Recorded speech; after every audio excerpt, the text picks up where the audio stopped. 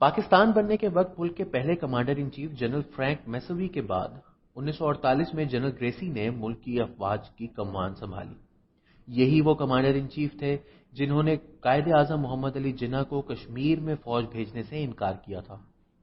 General Gracey Pakistani فوج کے آخری برطانوی سربراہ ثابت ہوئے اور ان کے بعد فوج کی کمان پہلے Pakistani commander in chief general Ayub Khan نے 17 جنوری 1951 کو سنبھالی۔ ایوب خان نہ صرف 7 سال تک خود کمانڈر ان چیف رہے بلکہ یہ عہدہ انہوں نے جنرل موسیٰ خان ہزارہ کے حوالے اس وقت کیا جب 1958 میں انہوں نے اسکندر مرزا کو ان کے عہدے سے ہٹا کر خود چیف مارشل لاء ایڈمنسٹریٹر بننے کا فیصلہ کیا۔ واضح رہے کہ 7 سال کے اس عرصے میں کمانڈر ان چیف تو ایک ہی رہا لیکن وزرائے اعظم 7 تبدیل ہو گئے۔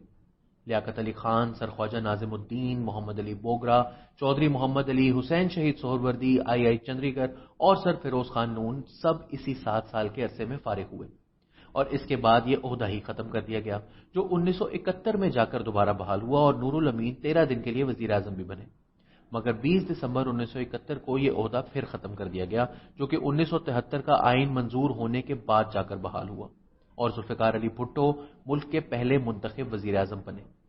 لیکن اس دوران ملک ٹوٹ چکا تھا اور 1958 سے لے کر 1971 تک کمانڈر ان چیف کے عہدے میں صرف ایک بار تبدیلی کی گئی جب 1966 میں جنرل موسیٰ خان ہزارہ کی جگہ جنرل یحییٰ خان کو تعینات کیا گیا۔ اگلے 5 سال جنرل یحییٰ خان ملک کے کمانڈر ان چیف رہے۔ اس دوران مشرقی پاکستان ٹوٹ کر بنگلہ دیش بن گیا مگر بڑی مشکل سے ان سے عہدہ چھڑوایا گیا اور 20 دسمبر 1971 کو لیفٹیننٹ جنرل گل حسن خان کو کمانڈر ان چیف کا عہدہ دے دیا گیا، لیکن انہیں جنرل کے عہدے پر ترقی نہیں دی گئی اور 2.5 ماہ سے بھی کم عرصے میں انہیں مری لے جا کر عہدے سے ہٹا دیا گیا اور ان کے ساتھ ہی یہ عہدہ بھی ختم کر دیا گیا۔ 3 مارچ 1972 کو جنرل ٹکا خان پاکستان کے پہلے چیف آف آرمی سٹاف بنے۔ وہ اس عہدے پر 1 مارچ 1946 تک براجمان رہے اور ان کے بعد یہ عہدہ جنرل محمد ضیاء الحق نے سنبھالا۔ صرف 1 سال 3 ماہ کے اندر جنرل ضیاء الحق نے ایک کامیاب تحریک کے بعد 5 جولائی 1977 کو بھٹو حکومت کا تخت الٹ دیا اور خود ملک کے صدر بن گئے۔ ابتدا میں انہوں نے 3 ماہ میں انتخابات کروانے کا اعلان کیا لیکن یہ 3 ماہ 1985 میں جا کر پورے ہوئے۔ اس دوران ملک کے پہلے وزیر اعظم کا عدالتی قتل ہو چکا تھا اور ملک کو افغان جہاد کی آگ میں جھونکا جا چکا تھا۔ وطن عزیز اس آگ میں آج بھی چل رہا ہے۔ جنرل ضیاء 1988 تک ملک کے آرمی چیف رہے اور پھر ایک حادثے کا شکار ہو کر ہی اس عہدے سے علیحدہ ہوئے جب 17 اگست 1988 کو ان کا جہاز بہاولپور کے قریب گر کر تباہ ہو گیا۔ جنرل مرزا اسلم بیگ کو فوری طور پر ڈائریکٹر جنرل ISI کے عہدے سے ترقی دے کر ملک کا آرمی چیف تعینات کیا گیا۔ نئے انتخابات ہوئے جن کے نتیجے میں بے نظیر بھٹو کی پہلی حکومت وجود میں آئی۔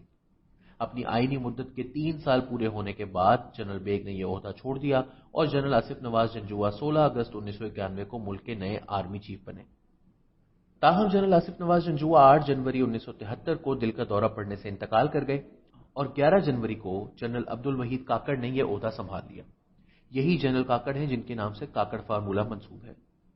کاکڑ فارمولے کا پس منظر یہ تھا کہ 1993 میں جب اس وقت کے وزیر اعظم نواز شریف اور صدر غلام اسحاق خان کے درمیان لڑائی عروج پر پہنچ گئی تو غلام اسحاق خان نے 58(2)B کے تحت نواز شریف کی حکومت برطرف کر دی۔ نواز شریف سپریم کورٹ گئے تو اس فیصلے پر عمل درآمد روک دیا گیا۔ اس موقع پر جنرل کاکڑ نے خود سامنے آ کر فیصلہ کروایا اور نواز شریف کے ساتھ غلام اسحاق خان کو بھی استعفیٰ دے کر گھر جانا پڑا۔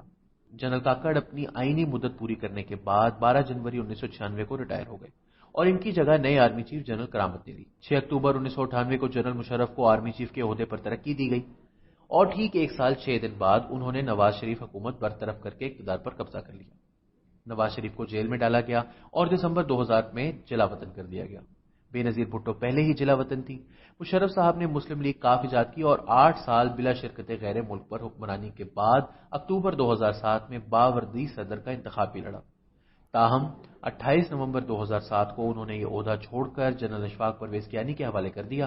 27 دسمبر کو راولپنڈی میں بے نظیر بھٹو صاحبہ کی شہادت ہوئی اور 18 فروری کو نئے انتخابات ہوئے جن میں پیپلز پارٹی اور مسلم لیگ نواز نے مسلم لیگ کاف کو بری طرح سے پچھاڑ دیا اور چند ہی ماہ میں صدر کے مواخذے کی دھمکی دی گئی جس کے بعد جنرل مشرف نے صدارت سے استعفیٰ دے دیا۔